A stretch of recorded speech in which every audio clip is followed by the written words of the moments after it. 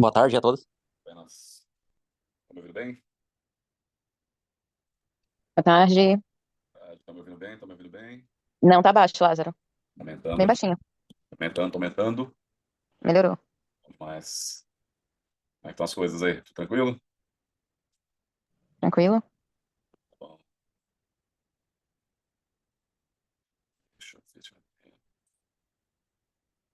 E aí, hoje tava gostoso operar esse Bitcoin versus dólar aqui, viu? Teve bastante oportunidade legal. Bastante oportunidade boa mesmo. Tava operando aqui, ó, quando ele tava aqui. Olha aqui o tanto que subiu. E eu só operei na venda. Só operei na venda, peguei um lucrinho e vazei. Perigoso esse ativo. Tem que ter uma margem mais gordinha na conta, senão pode zerar rapidinho a conta. É muito, muito problemático. Dá uns, BTC, eu nunca operei BTC. dá uns vácuos gigantes aqui do nada. Aqui, ó. Vai, né? Com tudo. Vácuo, aqui, ó. Vácuo.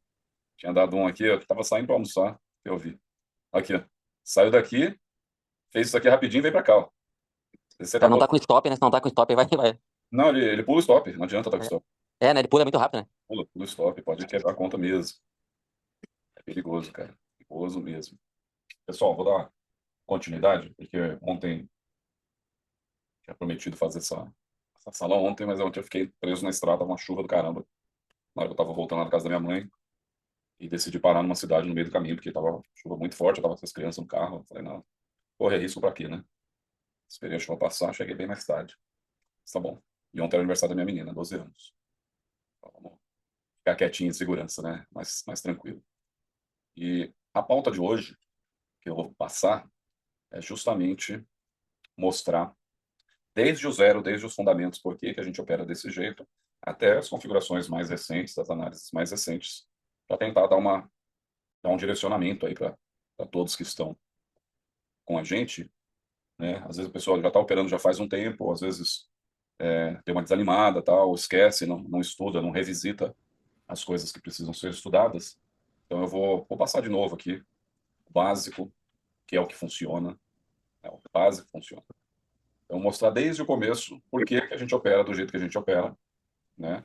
E por que o jeito que a gente opera foi uma técnica criada pelo Herbert Lunardelli, e é uma técnica que, através da nossa experiência, nosso tempo de tela, operando os ativos que a gente opera, a gente acaba tendo uma análise bem precisa, né? A gente consegue acertar bastante os nossos trades baseado nessa técnica, né? Então, em primeiro lugar, para você que está assistindo esse vídeo, para você que está começando agora, ou para quem está revisitando essa técnica toda que a gente utiliza, em primeiro lugar, eu recomendo que você tenha uma conta igual que nós temos, igual que a gente opera.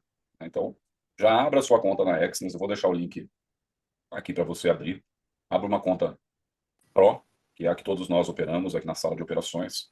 Para abrir uma conta Pro, você tem que ter US$ 200 de depósito inicial, mas você pode pôr esses US$ 200, vai lá, coloca, faz uma operaçãozinha de 0,01, ganha 10 centavos ou perde 10 centavinhos ali e retira o que você precisar retirar e deixa lá seus US$ 50, US$ 100, enfim. Mas tenha, pelo menos para estudar e para começar, tenha uma conta Pro. É o que eu recomendo. Tá? E depois, quando você for replicar os seus trades para usar a técnica que o Glauber e eu estamos usando, que é de reduzir a pressão psicológica operando pequeno, mas replicando em várias contas ao mesmo tempo, aí essas outras contas eu sugiro que você abra algumas no seu próprio cadastro, e para você que for casado, abra também na conta da esposa ou do marido, para você ter dois cadastros ali rodando ao mesmo tempo, e num você deixa acumulando patrimônio, no outro você deixa só de margem para operar realmente, e todo o lucro diário, no final do dia, você separa lá uma parte para conta só de crescimento de patrimônio, a outra parte você deixa aumentando sua margem, enfim, cada um tem sua regra. Eu exponho as minhas, beleza? E vamos lá. Então, para começar, tenha uma conta compatível com a nossa para poder estudar tal qual nós estudamos, para operar tal qual nós operamos. É o básico do básico. Você precisa ter uma conta igual a nossa. Né? Se estiver operando com outra conta, estiver operando com corretora diferente, você não vai ter o mesmo posicionamento, não vai ter a mesma formação gráfica, mesmo que seja no mesmo ativo. Tá? Nós operamos numa corretora que é uma das maiores do mundo, se não for a maior do mundo hoje. Corresponde a 20% de todo o mercado hoje roda dentro desta corretora. Então, a formação gráfica que nós temos é muito boa, né? E o posicionamento que nós temos dentro do SHA-USD, que é o par de moedas que a gente mais opera, já de cara tem 20% a menos de spread. Então, já é uma puta vantagem para nós que operamos dentro dela, beleza? Agora vamos lá para o princípio de tudo. O princípio de tudo é isso aqui, ó. Vou abrir um novo gráfico aqui do SHA-USD. O princípio de tudo todo mundo acostumado a ver no mercado aí, não sei de onde cada um cursou, os cursos que cursou, ou quanto que operou no mercado sem utilizar a técnica que nós utilizamos hoje, mas basicamente todo mundo conhece o gráfico dessa maneira, né? Um gráfico de velas, um gráfico de candlestick, e um gráfico baseado em time frame. Ou seja, cada uma dessas velas, vou por aqui, vou abrir o BTC USD, que eu acho que fica melhor para a gente mostrar. O BTC USD está rodando neste momento, hoje é 10 de novembro, domingo de tarde, 16 horas. Então aqui está o BTC USD. Está rodando neste momento. Só que ele está em H1, que é o time frame de cada uma dessas velas aqui, se forma quando atinge o tempo de 1 hora. Eu vou mudar ela aqui para 1 minuto.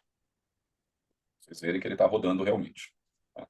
Então, o princípio de tudo é, aqui nós estamos vendo um gráfico no qual muitas pessoas conseguem operar, tem outras técnicas de análise, onde eles analisam topo e fundo, onde eles analisam por indicadores aí de médias móveis, por outros indicadores que também são matemáticos, também expressam um cálculo que está sendo feito devido à formação daquele gráfico, mas que para nós, olhando assim, já sabendo da nossa técnica, para nós ele não diz muita coisa, tá? A experiência até permite a gente operar um gráfico desse com o tempo, mas ele olhando assim não diz muita coisa, mesmo com esses volumes aqui embaixo, não é a mesma coisa do que nós entrarmos aqui no BTC e vemos aqui o que está acontecendo em tempo real.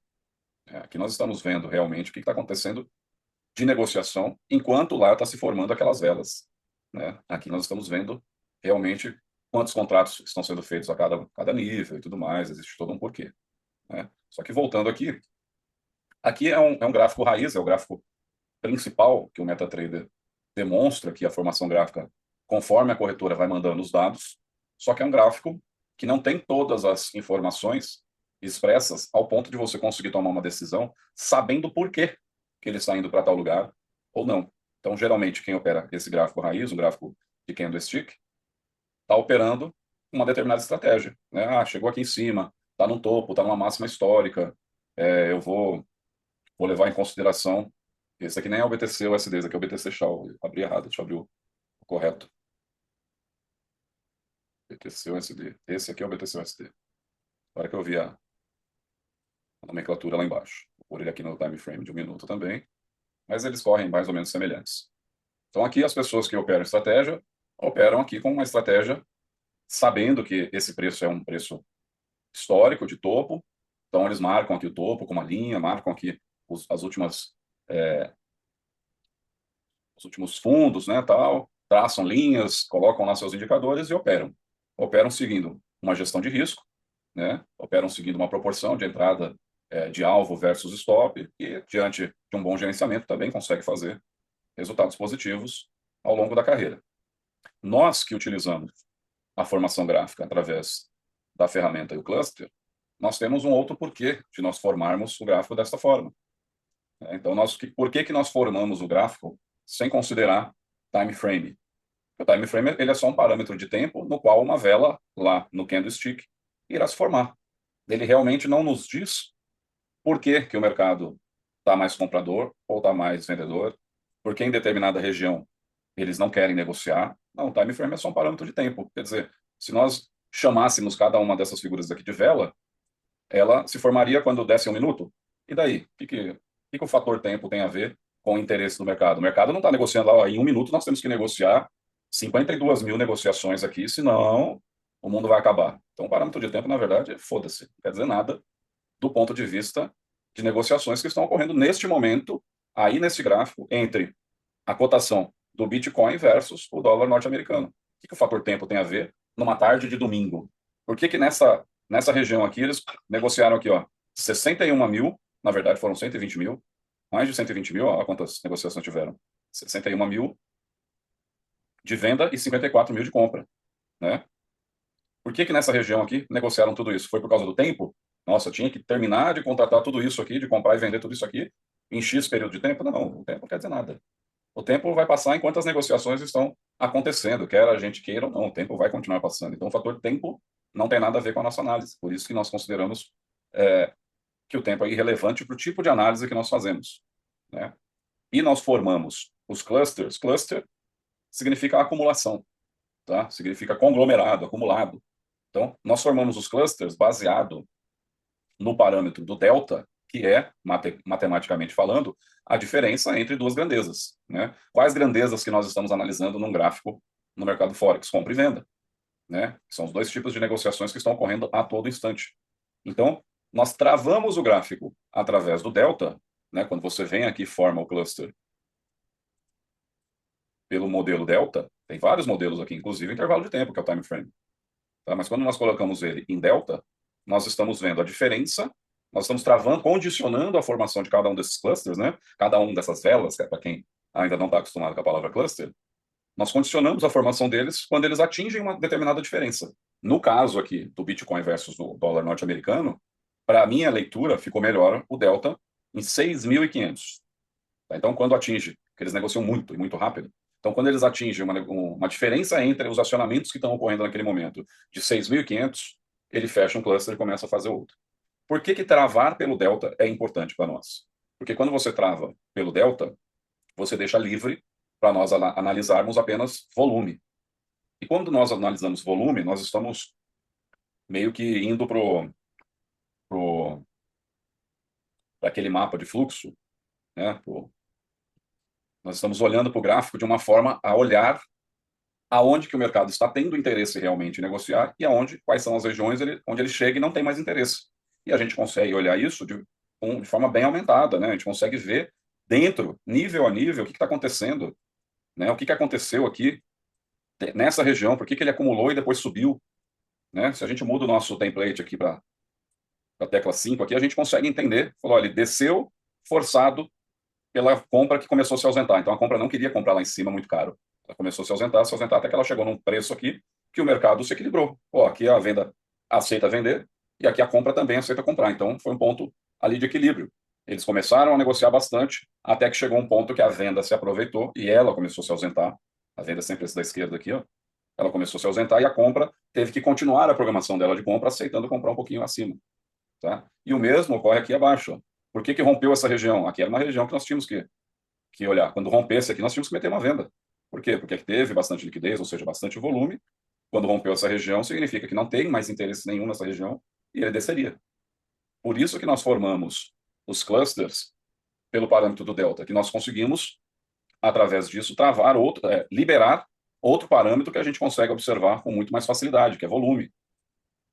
E com a forma com a qual nós analisamos, nós conseguimos olhar o volume e como que ele está distribuído dentro desses clusters. E com a experiência que nós vamos ganhando analisando o mercado, a gente consegue saber, fala, poxa, aqui rompeu por ausência, né? Essa região aqui foi rompida depois de uma ausência total da compra. E quando as negociações passaram a se concentrar abaixo das POCs daqui, a gente sabe que poderia colocar uma venda aqui numa boa. Por quê? Porque é um padrão de movimentação que nós aprendemos a reconhecer justamente analisando apenas liquidez, apenas volume, né? Apenas interesse, né? Interesse de negociação. Onde que está o interesse de negociação neste momento? Seja no Bitcoin versus dólar norte-americano, seja lá no SHA-USD, que é a cotação do ouro versus o dólar norte-americano, que é o que nós mais operamos no nosso dia a dia, mas como hoje eu quero mostrar um gráfico rodando ao vivo, no domingo o que tem para mostrar é o Bitcoin versus o dólar norte-americano.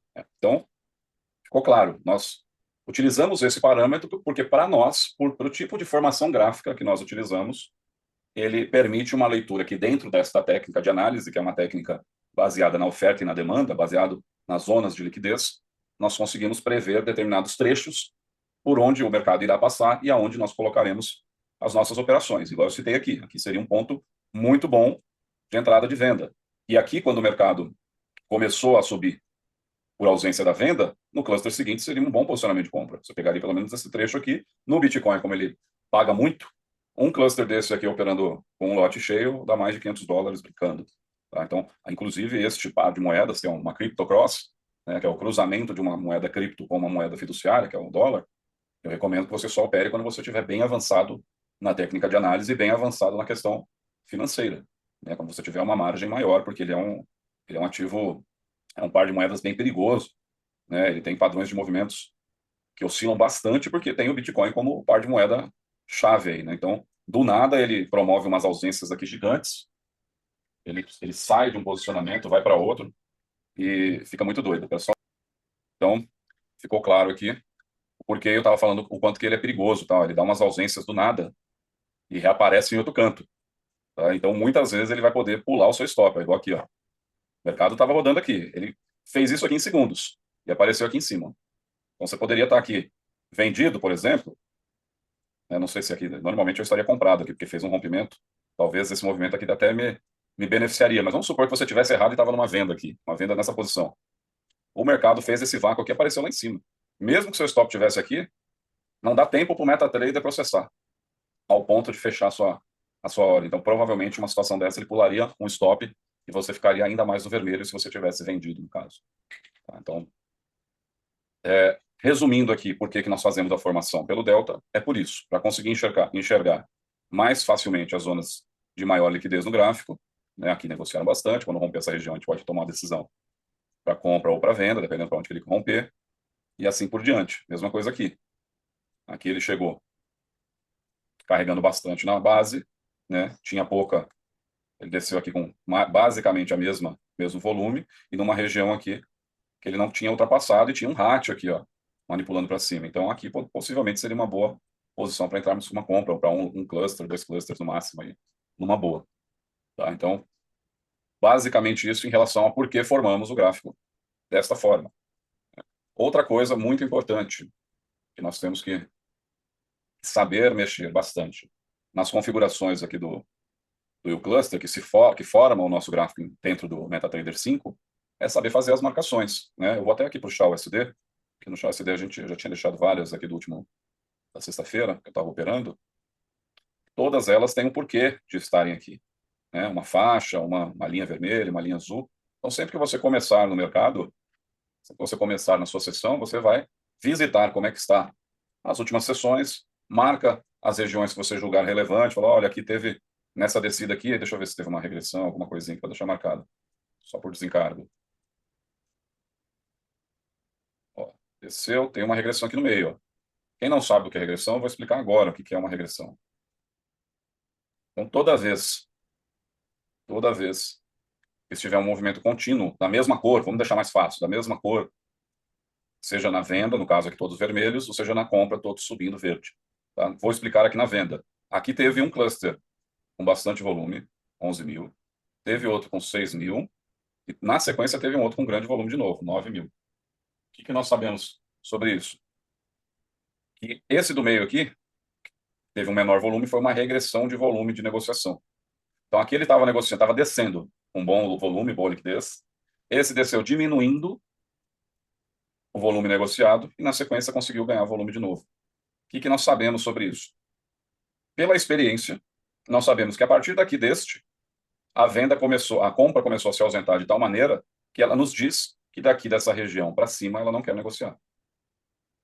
Então nós sabemos que quando o mercado voltar a subir ali, quando ele chegar aqui novamente, nós vamos ficar espertos e pode ser que a venda comece a se ausentar, a compra comece a se ausentar de novo e a gente pega um movimento de descida de novo.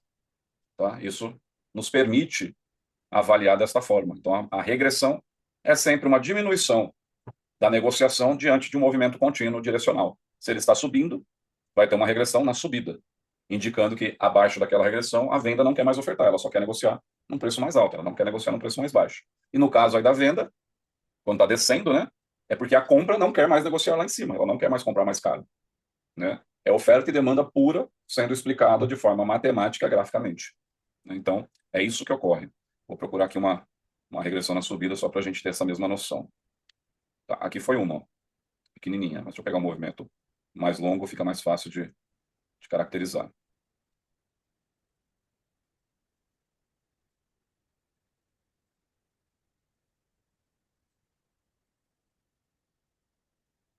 Aqui, ó, teve uma bem legal.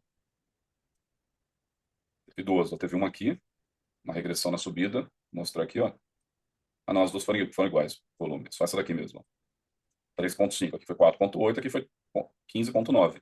Aqui é uma regressão, né? Esse aqui é uma regressão, e esse aqui é uma progressão, ou seja, o volume progrediu, ficou bem grandão na sequência. Tá? O que o SHA-USD respeita mais? Ele respeita mais as regressões. Tá? Tipicamente, dentro deste par de moedas, as regressões têm sido mais respeitadas enquanto regiões dentro da nossa análise. Eu vou marcar ela aqui, ó. Vou marcar o tamanho todo do cluster aqui, tá? É o que eu gosto mais de fazer, porque eu prefiro marcar a região inteira, não só a POC. Então, eu deixo ele marcado e vou analisar como é que o mercado se comportou quando chegou perto dele. Aqui, ó. Chegou aqui na região da regressão. Quando a regressão é na subida, né? Quando a região da regressão é nesse movimento para cima, mostra que daqui, do momento que ela ocorreu para baixo, a venda não quer mais ofertar. Tá? Ou seja, não quer vender abaixo. Ela comprou em algum momento e ela falou: só vou vender agora quando o preço estiver mais valorizado. Não vou vender aqui. Quero vender mais lá em cima. E o mercado, que está numa posição ali de precisar comprar aquele ativo naquele momento, ou aceita comprar acima ou não vai ter negociação, porque a venda está se retirando abaixo. Ela falou: aqui para baixo eu não vou vender. Por isso que ocorre esse fenômeno. E quando ocorre a regressão, a gente acaba tendo uma sinalização de mercado que é muito boa para nós, para nossa análise. Né? Então, eu marquei aqui essa região da regressão e vou ver como é que o mercado se comportou toda vez que ele chegou nela. Ele chegou, testou. Você colocar no template 5, você vai ver que a venda começou. Você vê, a compra chegou aqui se ausentando, buscando negociar aqui, mas não teve oferta abaixo. Na hora que chegou aqui, simplesmente não teve. Aí teve que comprar aqui, aceitou comprar e a venda foi se ausentando, forçando eles a comprar mais acima. Quando veio para cá de novo, foi um movimento reverso. Tá? E vocês podem até entender por quê, porque aqui tem uma regressão na descida. Ó. Esse daqui é uma regressão na descida. Então ele está falando que daqui para cima ele não quer negociar. Então ficou preso entre duas regiões de regressão. Quando ele tocou aqui, a compra falou: daqui para cima eu não compro mais. Aí começou a se ausentar. E chegaram aqui, de novo. Então são dois movimentos muito legais para a gente analisar e vocês têm que saber o que é uma regressão e o que é uma progressão. Tem que saber identificar ela ali no gráfico, de tal forma que fique fácil para você tomar uma decisão baseada nisso, em oferta e demanda. Se não tem mais oferta abaixo, o mercado vai ter que subir. Ou se tem um excesso de oferta, o mercado vai ter que descer. Né? Porque está vendendo muito, tem muito.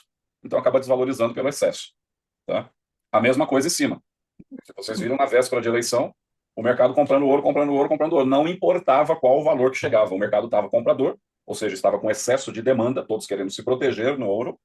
Né? O ouro é um ativo de refúgio de todos os investidores, de todos os negociadores do mundo. Né? Então eles se refugiam no ouro e não importava qual era o valor que ele estava, ainda tinha demanda para compra. Então, o excesso de compra, né, faz o ativo subir. É a mesma coisa quando, aqui no Brasil, por exemplo, tem sempre gente querendo comprar carro zero.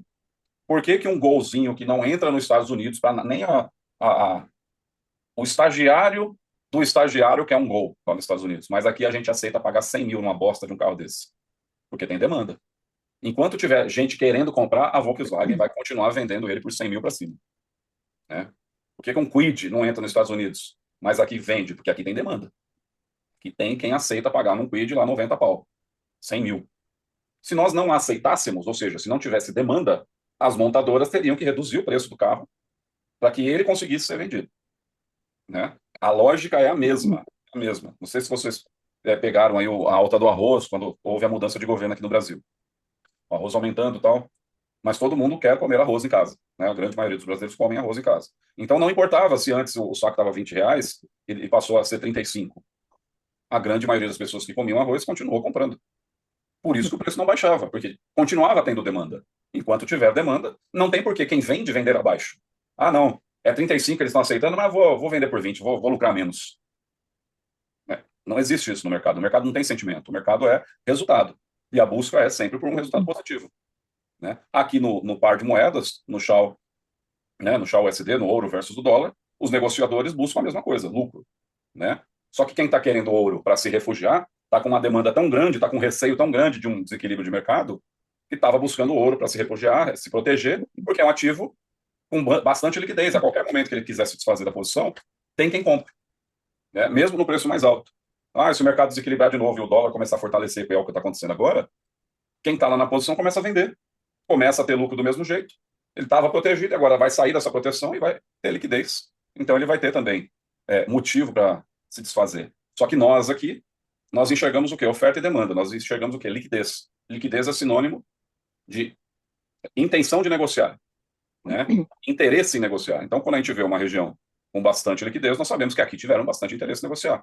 Possivelmente o mercado volte para testar essa região, porque se ali teve interesse antes, pode ser que venha ter interesse depois. Ó. Aqui ele voltou aqui, mais ou menos na mesma região, para tentar ver se conseguia mais alguma coisinha. Não conseguiu.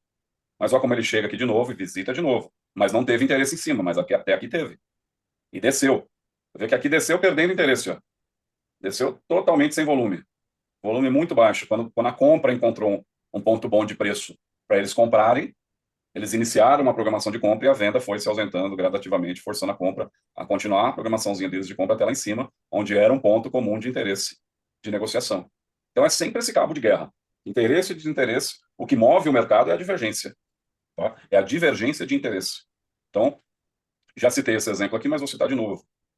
Cadê aqui quem que está aqui na live nesse momento? Rodrigão, Gustavo, Sandro, Davi. Ó, vamos supor que eu quero comprar um Honda Civic do Rodrigo, né? Aí o Rodrigo, ele quer vender aqui por 100 mil.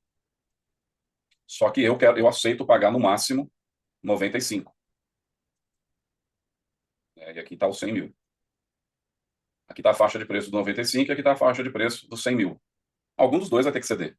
E se fosse representar isso graficamente, eu estou aqui colocando uma ordem de compra aqui em 95 para ser executada.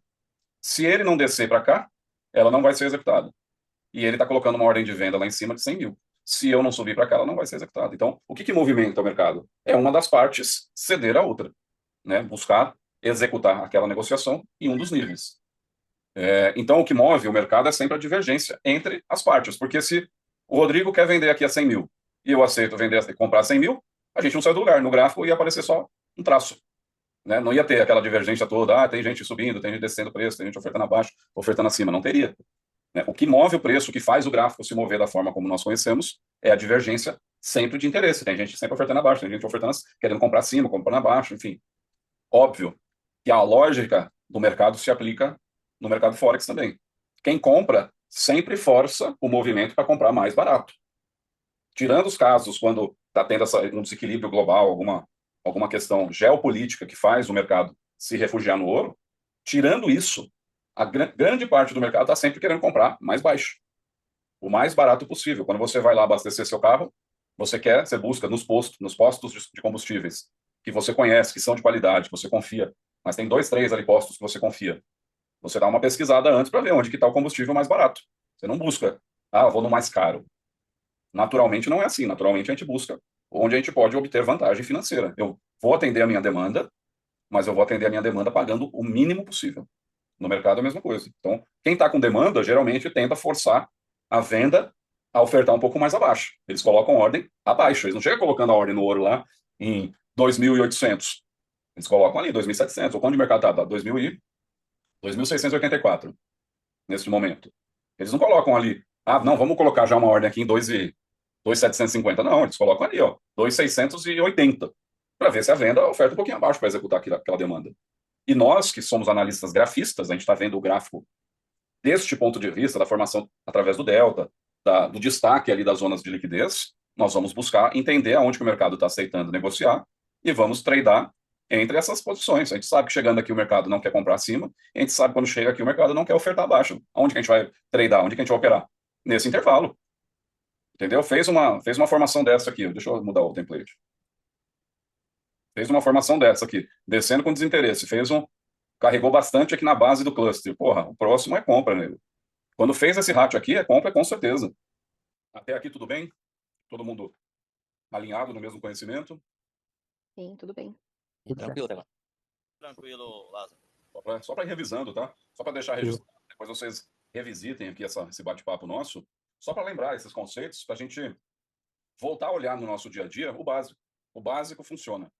Né? Então, fazer as marcações antes de começar a operar é muito mais recomendável, né? Para deixar marcado onde tem regressão, onde tem progressão. Eu faço uma marcação assim, eu vou tirar todas aqui, ó. Você clica com o botão direito, remover todos os objetos. Ele limpa todo o gráfico. Eu sempre, quando eu começo o meu dia, eu faço as marcações. Às vezes eu faço ao vivo com vocês.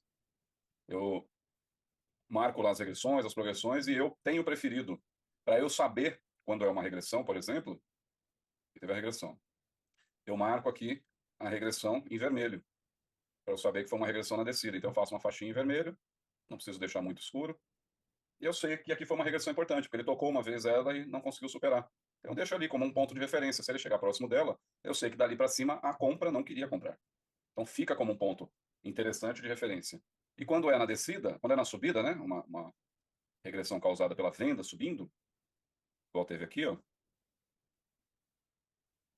eu marco de branco. E daí fica destacado no gráfico, não me incomoda tanto visualmente, né? Não incomoda vocês também que estão operando comigo lá.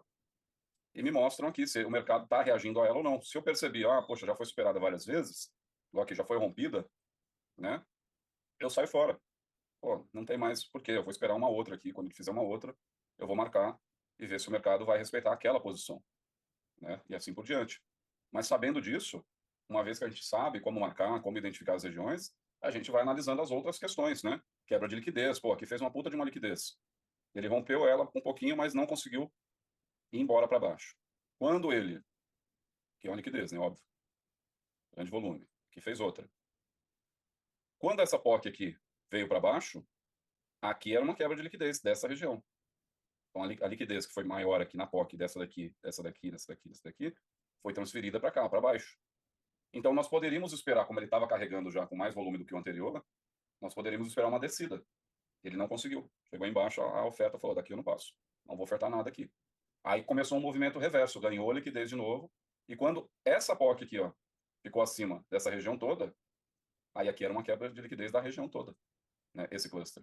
Então, nós poderíamos prever uma subida a partir daqui. E tem que ficar esperto. Não é um ponto, para mim, não é um ponto confortável de operar. Tá? Eu não gosto. Mas é possível operar as quebras de liquidez numa boa. Tá? Só se especializar nisso, só focar nisso. Igual eu sempre falo, você quer comprar um carro, na hora que você foca nele, você sai no trânsito, você só enxerga ele. É a mesma coisa aqui, quer focar em quebra de liquidez, foca nela que você vai enxergar ela sempre que ela acontecer. E aqui é o setup do Galbão, né? Aquela venda que eu mandei lá, aqueles comentários, aquele último vídeo lá de comentário. Subiu com desinteresse, desceu com um pouco mais de liquidez. Aqui ele subiu com desinteresse em relação a esse, ou com menos liquidez, né? E começou a descer a POC. Ó. Quando a POC fica no meio aqui e o próximo faz um excesso, meu, com a POC já quebrando o bloco todo, aí lenha para baixo. Tenho pego boas vendas utilizando essa técnica, tá? Boas vendas utilizando isso. Tem sido muito bom para o meu operacional na venda. Não é o que eu mais gosto de fazer, mas eu tenho pego boas vendas, viu, pessoal? Boas mesmo. Talvez a sua ripada. É só lenha. O BTC que ele até sumiu da tela aqui, ó, já tá, ó, tá em 79, ele estava em 80 mil. Já está querendo fazer um movimentinho de descida de novo. Ó, mas olha onde ele estava e olha o que ele fez. Ó. Olha o que ele fez aqui. Lázaro, deixa eu fazer uma pergunta. Pode fazer. Boa tarde. Ó, eu vi no EAD um vídeo que o Herbert postou, que você participa, bem do comecinho, um depoimento seu lá. Aí você faz um comentário sobre que naquele tempo, naquele momento, você fazia mais venda. Então eu fiquei curioso para entender como foi essa percepção de você falar, cara, eu vou começar a fazer a compra. Como foi você percebeu que você estava mais efetivo na compra? Como que foi essa transição? Eu comecei a acertar mais na compra. Comecei a identificar o cenário de compra com mais facilidade, né? E quando eu comecei a identificar ele com mais facilidade, eu comecei a acertar ele com maior frequência no meu relatório. Então eu via lá, pô, eu tô acertando muito compra. Muita compra, muita compra. E começou a ficar bem claro para mim o cenário de compra. Então ele se tornou a minha especialidade por eu ficar mais confortável em identificar ele. É que no começo eu não sabia porra nenhuma, então eu fazia tanto compra quanto venda. E eu fazia muito mais venda, porque eu tinha um puta de um medo. Era mais questão de achismo, de achar o seguinte, pô, o mercado tá lá em cima, eles só podem querer vender agora. Mas não é assim, o mercado tá lá em cima e sempre tem espaço para subir mais, né? E eu me ferrava muito nesse sentido. Eu falava, pô, já tá lá em cima. Eu ficava tentando achar algum topo qualquer, né? Que é o que a maioria faz, fica tentando achar topo quando tá no movimento de subida, em vez de acompanhar o direcional, não. Eles querem porque querem, não. Na hora que parar de subir e descer, nossa, vai ser uma venda enorme, né? E eu ficava nessa. Eu ficava ali, porra, mas o mercado não quer pagar mais caro. Todo mundo que compra quer comprar mais barato. E eu ficava nessa, falei, então vai dar mais venda do que compra. E eu focava mais na venda. Depois, quando eu entendi que quando fazia aquele determinado movimento da clássica, era um trecho seguro de comprar, meu, passei a comprar pra caramba. E sem contar, né, Lázaro, que a compra é bem mais fácil de identificar, porque a venda ela vem bem mais limpa. A compra ela sempre sobe e, e faz os devidos testes, né? Já a venda, geralmente, agora hoje em dia que já mudou um pouco, que ela vem Hoje, testando. hoje Mas a ainda tem venda alguns testes. antigamente ela vinha de ripada para baixo. É mesmo. É que, na E a verdade, compra era mais limpa de se identificar nessa questão do que a venda, né? é que operacionalmente eu já sou outra pessoa daquele vídeo, né? Aquele vídeo foi bem no começo. Estava bem dedicado aos estudos ali, como eu sempre estive, mas eu estava enxergando mais ali pela questão do sentimento de mercado que que o Herbert falava sobre a compra, querer comprar sempre mais barato, e a venda, querer vender sempre mais caro. Eu falo, porra, para ter venda tem que ter quem compre. E quem compra não quer comprar lá em cima, tal. Então eu ficava nessa de tentar achar um racional baseado no sentimento que eu tinha por ter vindo da carreira comercial e tal. Mas isso não é a realidade, né? A realidade é que o operacional de cada um é muito particular, né? Você pode, igual o Glauber, tem uma puta de uma afinidade com venda, cara. O que explica isso? Ele consegue enxergar, é um cenário que para o cérebro dele, para o processamento que ele consegue fazer visual, para ele é mais fácil identificar a venda, né? Então, e ele identifica lindamente e arregaça na venda. E para o meu operacional, eu comecei a desenvolver de tal forma que a compra ficou mais clara para eu identificar. Não quer dizer que a gente não possa saber fazer as duas operações, né? Tem mais de 80 possibilidades aí de combinações de cenários que a gente pode operar. Eu opero bem em 2, 3 cenários da compra: rompimento por excesso, rompimento por ausência, quebra de liquidez e a clássica, né? Que é um movimento bem típico da compra. Foi uma. Se vocês observarem, aqui ele desceu no vácuo, já estava descendo, perdendo liquidez, ganhou aqui num teste, mas fez um puta de um vácuo. Ficou com pouca liquidez aqui e concentrou tudo aqui, ainda com ratio. Ratio, geralmente, no BTC USD, eles respeitam muito. Respeitam muito mesmo. Quando há uma manipulação para cima, geralmente você pode colocar a compra que ele vai subir um pouquinho. E se tiver uma dessa aqui em cima, aqui manipulando para baixo, você pode colocar uma venda aqui que ele vai descer um pouquinho. Eles respeitam muito, muito mesmo o ratio aqui no BTC USD. Mas a Lázaro, Oi, pois não. antes eu entendia que, tipo, a POC ficando em cima, por exemplo, tem um cluster aí de descida com a POC em cima. Eu entendia que essa POC em cima significava que eles estavam dispostos a negociar mais acima, mas não, né? É tipo descarregar. É, eu também. Eu lia desse jeito. Ficava nessa, falei, porra, se a POC subiu, o mercado tá aceitando, vou para cima, vou meter, Isso, né? E era isso. comecei a errar, mas depois você para refletir, você pensa, porra, aqui teve um gap, ó. Um gap, a compra sumiu, a compra não quer comprar aqui. O mercado sumiu, desapareceu daqui, né? Chegou aqui e tal, testou e conseguiu chegar aqui próximo. E a POC ficou em cima. O que isso significa? A compra quer comprar agora, antes ela não queria, agora ela quer comprar lá em cima? Porra nenhuma. A venda forçou de tal modo o cenário aqui para compra conseguir chegar até aqui, aceitar negociar até aqui, só que ela sabe que aqui em cima não tem compra. O que ela faz? Fala, ó, já que eu consegui fazer esse filho da puta vir até aqui em cima, vou vender tudo que eu posso aqui, porque eu sei que aqui eles não vão comprar. Então eles começam a descarregar aqui mesmo, descarrega tudo aqui, por isso que tem uma grande negociação e desce. Entendeu? E sempre Uhum. quando a POC está em cima, né, faz o pezinho com volume, a gente sabe que é descarrego. Né? Fez um pezinho com volume, a gente sabe, putz, ali em cima não tem mais compra. A venda aproveitou, enquanto a compra ainda estava ali naquela posição, e empurrou tudo que dava para desovar ali.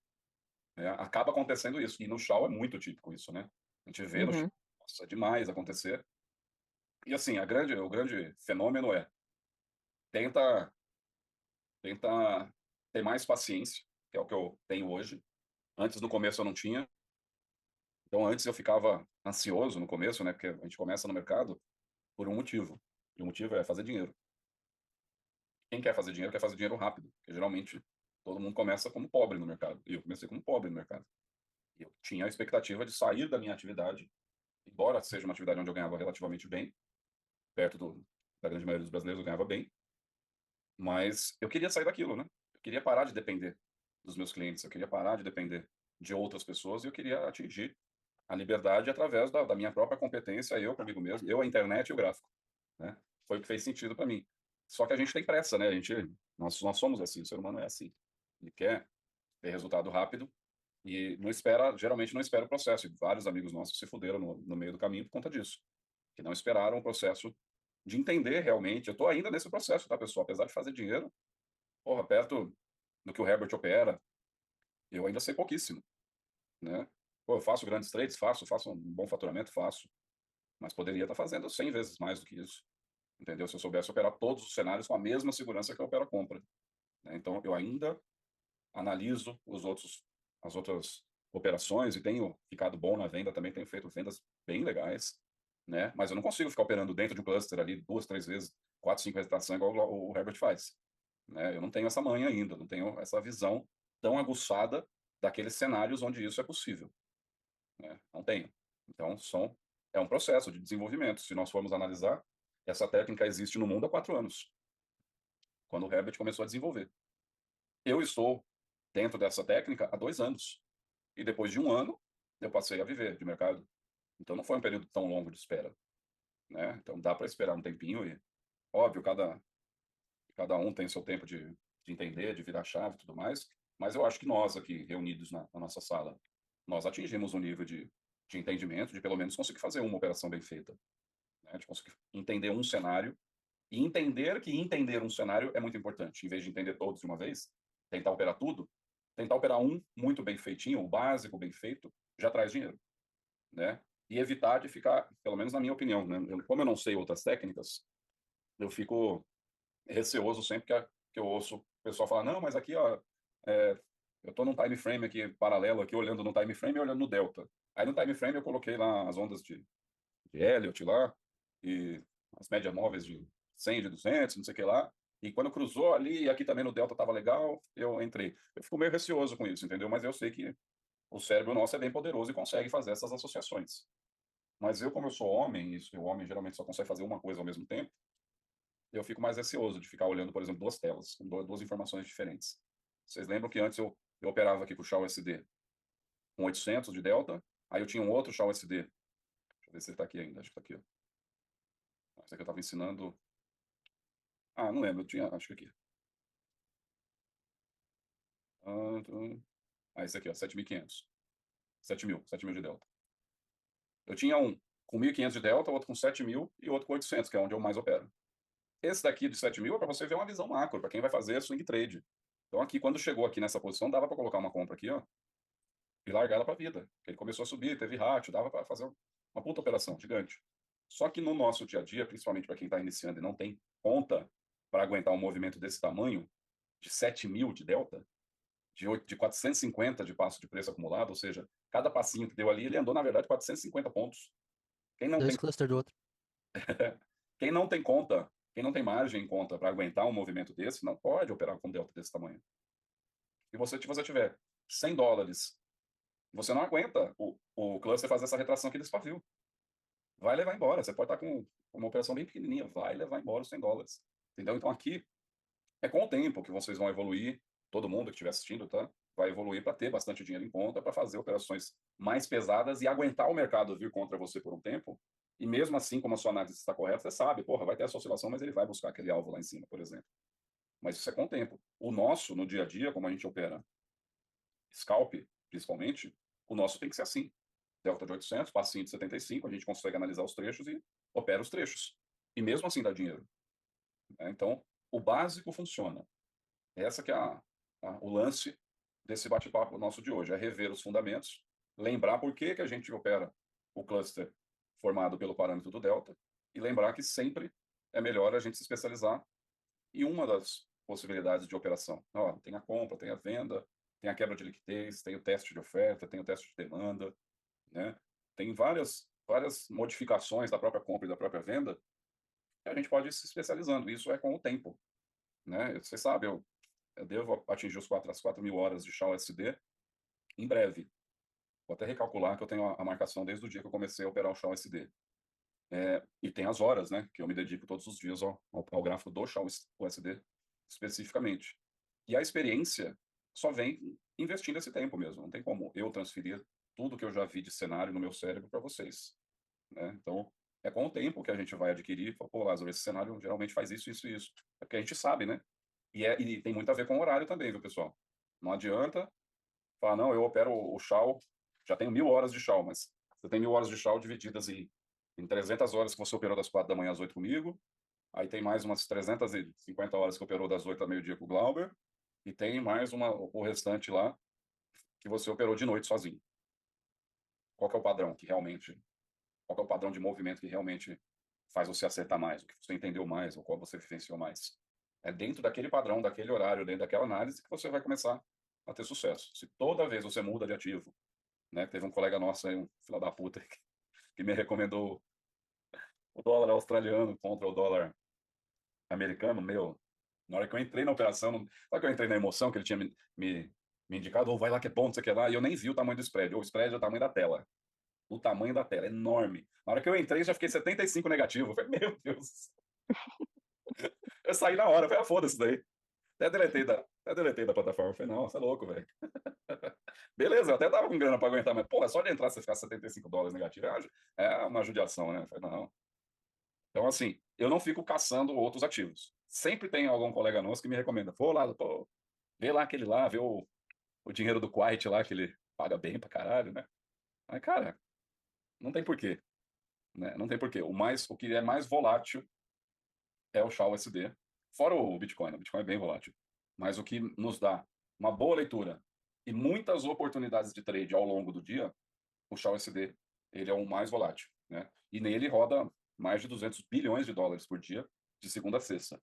Então tem bastante oportunidade para operar ele em qualquer horário, seja de madrugada, como eu prefiro, seja no horário comercial, que tem muita mesmo, e seja de noite, depois das 21 ele já está rodando e sempre tem oportunidades ali de trade também. E na madrugada toda, né, da meia-noite em diante, poxa vida, quem aguenta, quem consegue ter essa flexibilidade de horário e manter um sono saudável depois para recuperar as energias, pô, de madrugada tem muita oportunidade.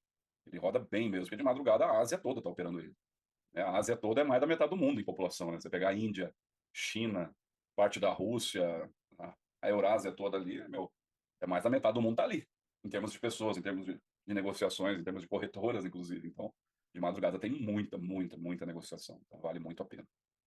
Ô, engenheiro, alguma dúvida que você quer que eu passe aqui ó, em revista aqui para a gente dar uma olhada? Rodrigo, Gustavão Madaleno, como é que você tá, Gustavo? Faz tempo que eu não falar com você, jovem. Lázaro, pra mim tá beleza, viu, cara? Exatamente eu tava procurando hoje uma aulinha aqui de progressão e regressão. É essa. Aí ficou bem claro agora. Essa, é bem tranquilo.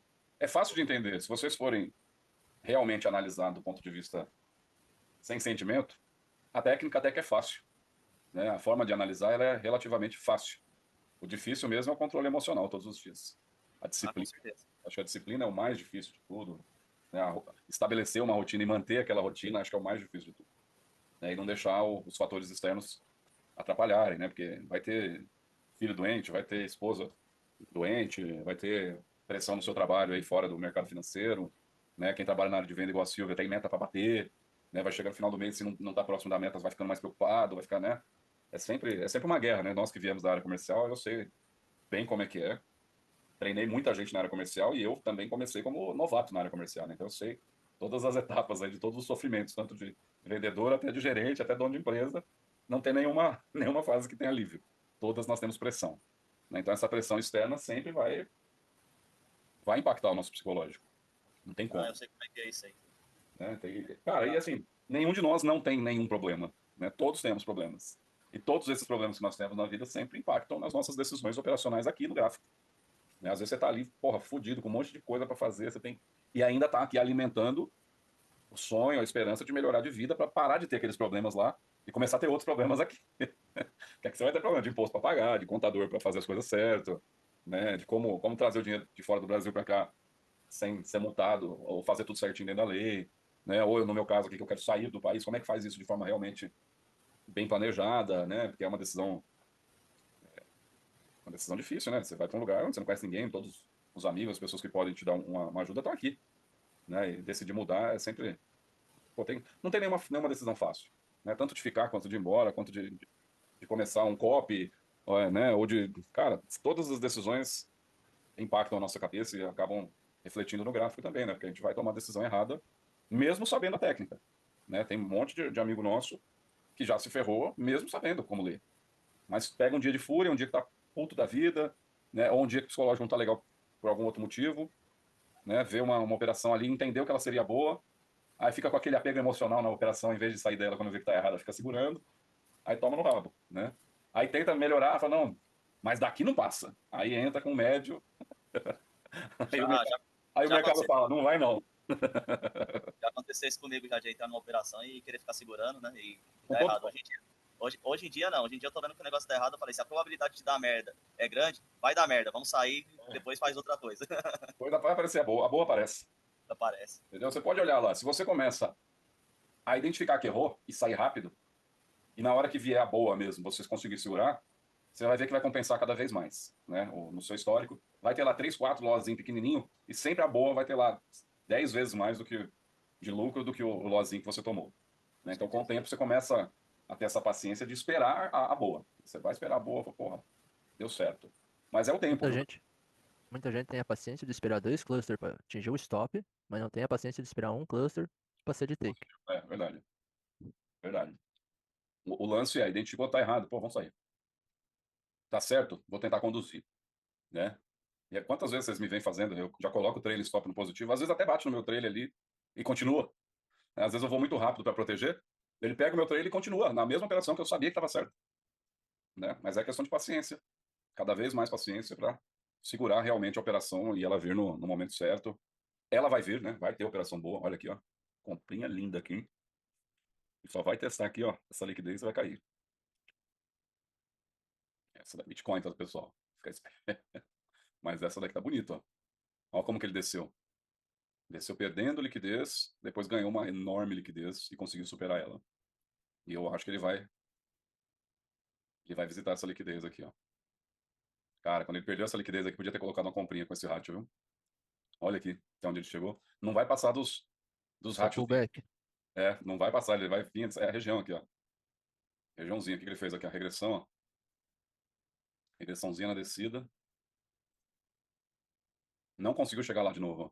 Toda vez que tentou, não veio. E ele, depois da regressão, ó, o que que ele fez aqui, ó? Meteu-lhe uma liquidez, um excesso para baixo. Eles vão visitar no máximo que esse excesso aqui desceu. Ó, o que ele fez, ó. Puta que pariu, ele vai ter colocado a venda já. Teria pego aqui, hein? Uma baita grana aqui, ó. Daqui aqui, puta grana. O Bitcoin paga bem. Só que tomem cuidado, não entrem nele. Tá? Vou operar ele, opera bem pequenininho, mas bem curto mesmo. Pra não dar cagada, cara. Que pode, certamente vai dar cagada, entendeu? Ele é um ativo bem perigoso. Pessoal, vou ficar por aqui nesse bate-papo nosso. Não tem mais nenhuma dúvida. Rafael, Rodrigão, Tranquilo. Silvia, Não, tudo ok. rapaz, Tranquilo aqui, Lázaro. Beleza também.